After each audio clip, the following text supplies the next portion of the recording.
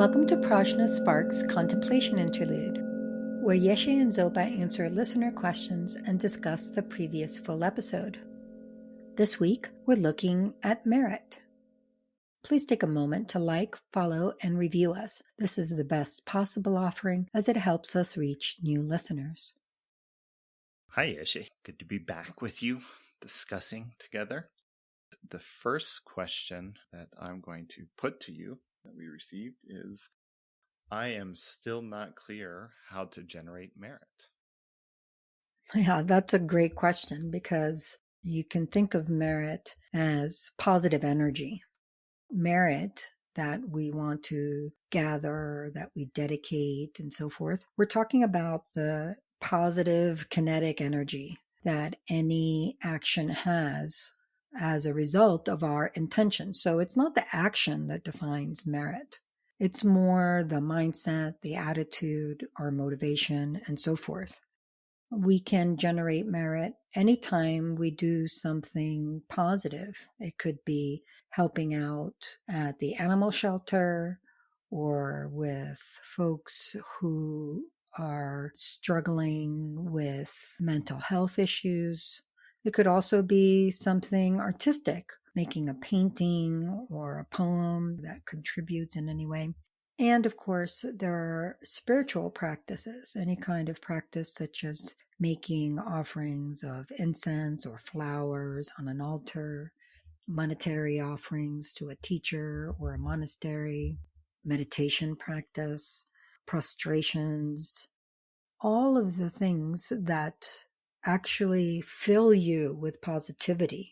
That experience of how wonderful you're touching into the merit right there. We're generating merit all the time. We're just letting it dissipate. What the practices around merit do is allow us to harness it, to take that aura that fragrances our actions, as I like to describe it, and dedicate it to a particular cause.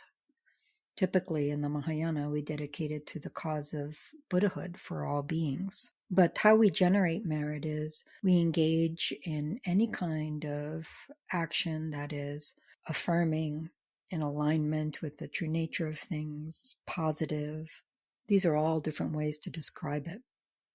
And then the practice of merit is when we're actually rejoicing in our own positivity or that of others. That's a practice that increases it even further. Dedicating it is what allows it to be accessible for everyone. So we're basically pouring nutrients into this ecology of merit that keeps things going. I love the way you described generating merit in the meditation. Will you say some more about that? I'd be happy to. At the moment, I'm just enjoying taking in what you're saying, and I love talking about this because I do feel like the Buddha's teachings are such poignant, perfect intersection of being really pragmatic and practical and blowing open our mind's tight grip on things as being fixed in the way we think they are.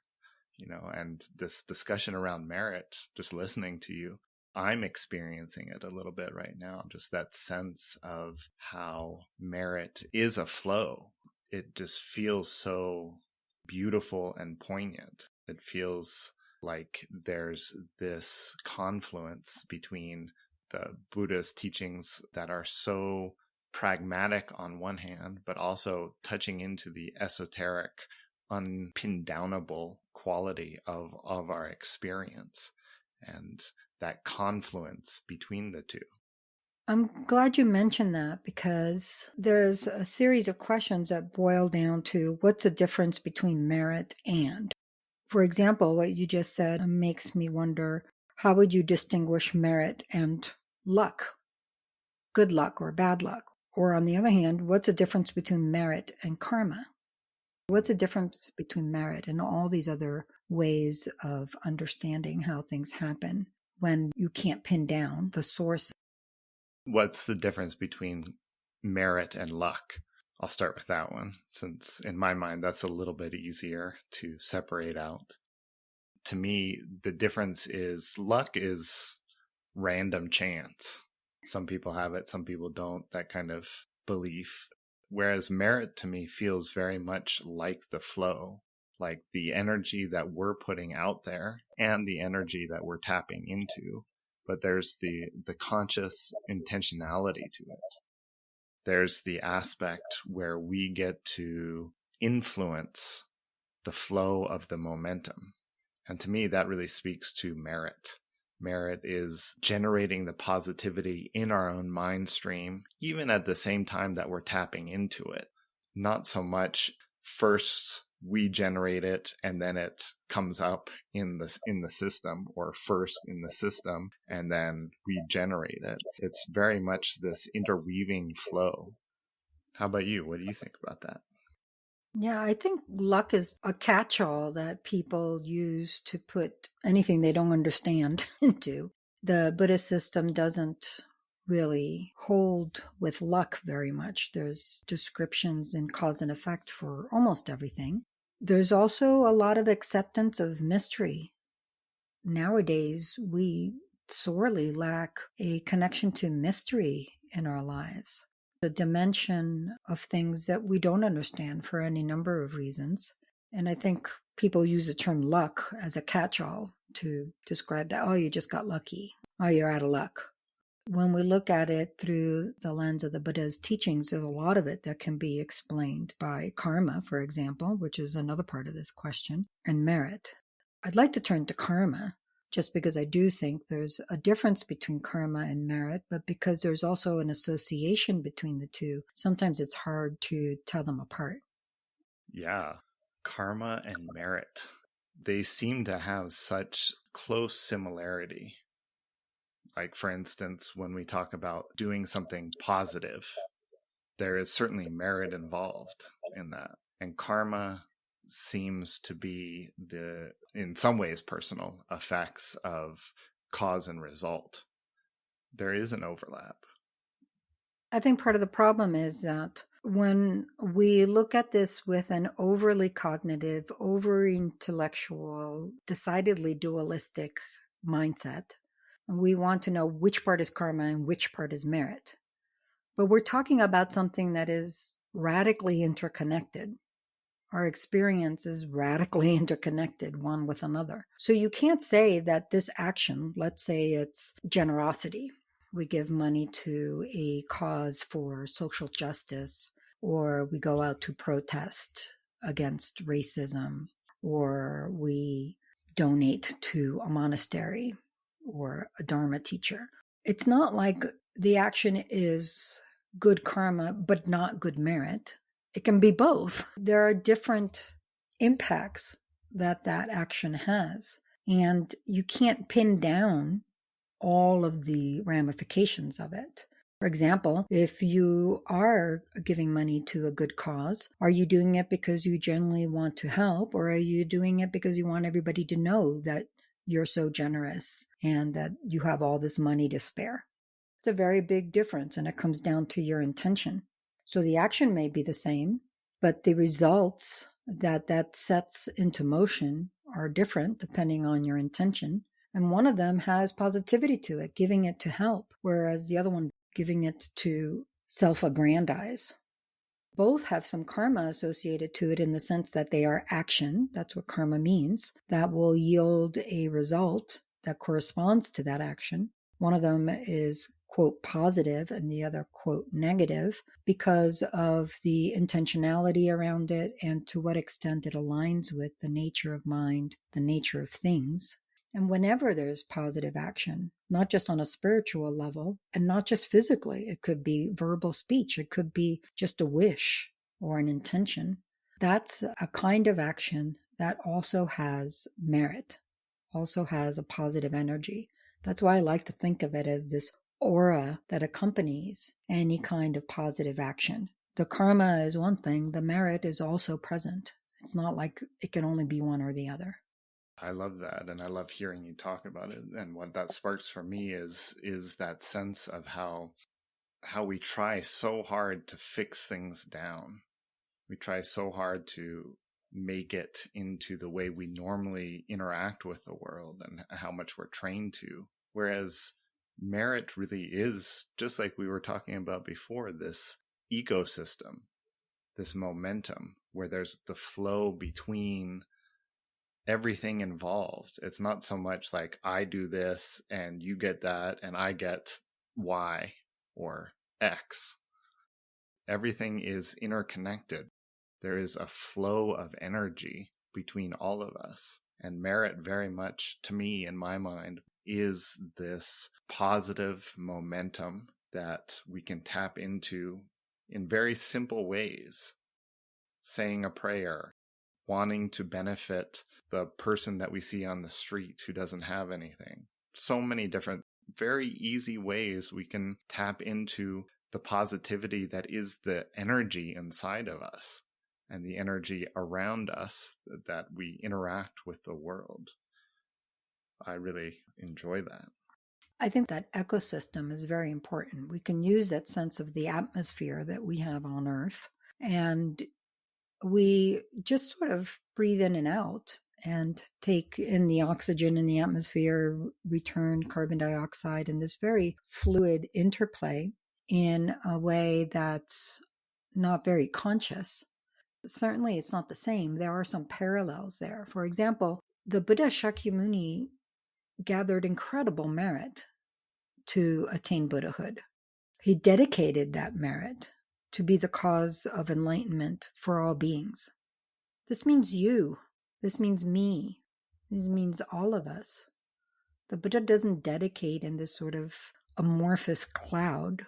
He has the capacity to know each and every stream of being and how he can connect. So basically, we have the ability to tap that ecosystem, that atmosphere of merit that the Buddha breathes into the world, and use it as that momentum, that kinetic energy that propels us forward.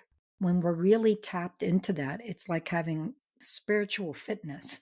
Similar to when you're physically fit. If you're not very fit, even just taking a walk around the block may be difficult. But when you cultivate that positivity, that kinetic energy, that ability in the body, then we can lift weights, we can go for a run, we can go for a long bike, whatever it might be. It's easier. The body has the capacity. There's a question of both whether we've conditioned the body, habituated the body to be able to make the most of that capacity or not.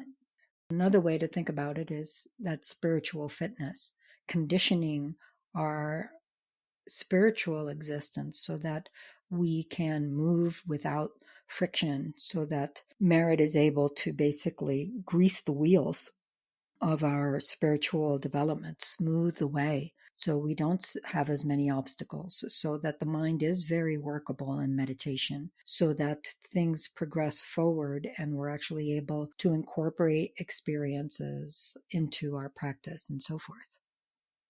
I'm just loving this. And I hope that you who are listening to this are also getting this sense, because it feels so uplifting, this interconnection of positivity that we share together, that's available to us, that we can tap into with very simple things, very large things. So I'm just feeling that, and I wanted to say it at the moment as we're discussing it. And it brings us to this next question, which is a little bit cynical, but I think it's good to address. So isn't merit just something the monastic hierarchy invented to get donations to support themselves?